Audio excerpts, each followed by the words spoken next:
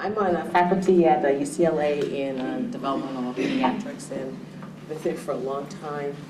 And I'm saying that because I'm going to interject some of just my experience into what I'm actually going to talk about related to developmental screening.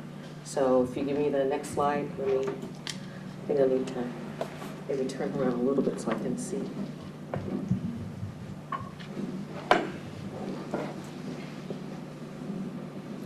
Okay, the estimate is 16% of children have a developmental disability, and less than 35% of children have developmental disability detected. And this is related to our ongoing surveillance and screening that we're doing. More recently, the American Academy of Pediatrics has begun to address this. A curious thing about child development is that prior to, I will say, maybe the 21st century, pediatricians were not mandated to take child development during the course of their 3-year pediatric residency training.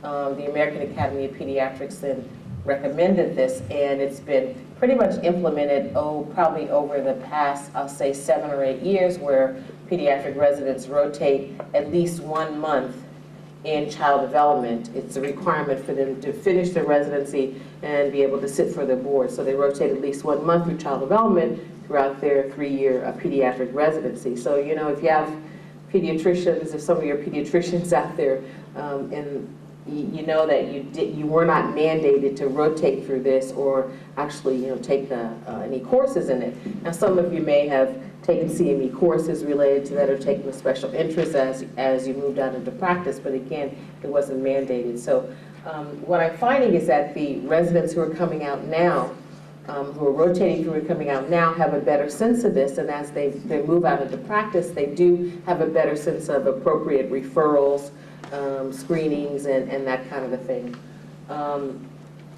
Subtle difficulties are very difficult to detect in very young children, and so when you're in a busy pediatric practice and you have 7 to 10 minutes to see a child, and this child may have a very subtle or a slight developmental problem, it's very difficult to detect that.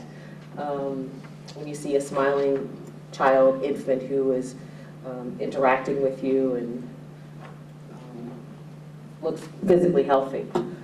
Clinical judgment by physicians identifies very few developmental disabilities or serious behavior problems in children. Again, in the clinic visit, you have very little time to evaluate that child. If the parents don't voice any concerns, then you're not going to pick up anything. And most pediatricians will rely on their clinical judgment and not use maybe a screening tool.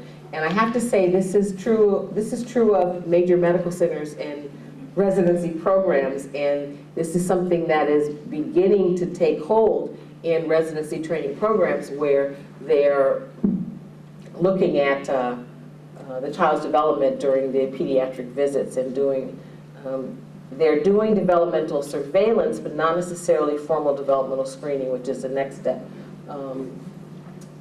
Okay.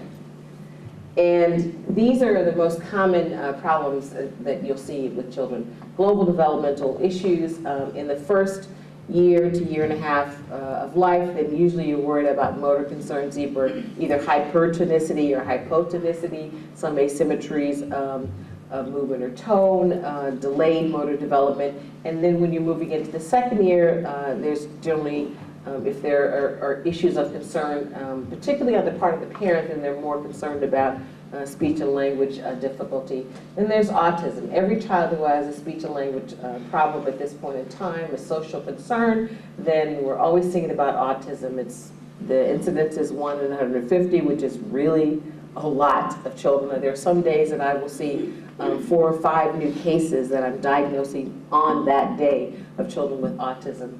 So, I put it up there, most common, because it just is now. Then there are behavioral concerns. There may be temper tantrums or breath holding or whatever kind of a thing that feeding, one of the most common things I see is like the whole feeding issue where, the picky eater, where it may be normal from a developmental standpoint in terms of the way it started out, but as the parents and the children get into this battle and cycle, then it gets all blown out of proportion. Okay, the next slide. Okay, according to the Social Security Act, there's the Individuals with Disabilities Education Act. Then it's been around for as long as I've been in the profession, but it was recently revised in 2004. And basically, the mandate is that child health care professionals are the ones who are to provide early identification, early screening, and hopefully refer children with developmental disabilities or suspected developmental disabilities to community resources. Obviously, one of the major community resources for children from birth to 3 would be a regional center for some children with qualifying conditions. That might be California Children's Services, you know, a child with autism, a child with autism, but cerebral palsy, a child with meningomyelocele, that child will qualify for California Children's Services, medical treatment unit, kind of a thing. And then there's also the local school districts for some of the children who are birth to 3, if they have the low incidence sensory neurodeficits, they have the orthopedic, so if they're hearing impaired, visually impaired, if they have cerebral palsy, then they can be also referred to the local school districts less than 3 years of age, and then definitely from 36 months to 21 or 22, then the school district would be involved.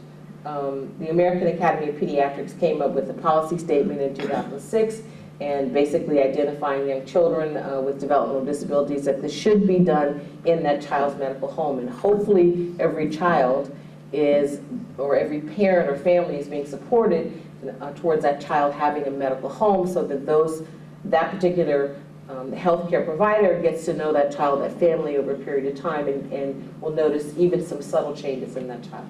So there's an algorithm for developmental screening and surveillance that the American Academy of Pediatrics has put out. And I don't think that's on the, yeah, okay, it's not in the, so basically what should be happening is that there should be surveillance. So every time the child comes in for a well child care visit, there should be some sort of surveillance. So it may be something that the practitioner has on their physical form that says, okay, this is a checklist, and you're looking for things like symmetry of movement, you know, smiling, interacting, whatever you decide that you want to do based upon surveillance. Now, when we turn to screening, then it's more like formalized, and it's a tool. So the tool can be a parent report, it can be a combination of parent report and the practitioner doing observations or administering something. And then later on, there's evaluation. So based upon whatever you find related to the screening tool, then you may refer the child for evaluation later on to another practitioner. So the next slide. Okay, here's the algorithm, and if I can see it. Okay, first of all, you know, you see you have the primary care practitioner, and then they're performing the surveillance every time the child comes in for the well child care visit. Okay, if there's anything going on with the surveillance, then the parent has a concern, the practitioner finds that they have a concern, then they would administer a screening tool. If the child passes the screening tool, then they just kind of go on back with the ongoing surveillance. Okay, if the child does not pass the screening tool, then the practitioner may decide that they want to see the child maybe a month or 2 later on down the line. Sometimes when you administer a screening tool, especially if you're doing some observation, then you may not have a cooperative child. I mean, there's sometimes when I'm seeing a child and the child is shivering in the corner the whole time and uncooperative, and you really don't get a sense of where the child is developmentally. So you see that child back again to see what's going on, and hopefully the child is in a better state of mind, feeling better, more interactive. If there are concerns where the child is cooperative, you feel the child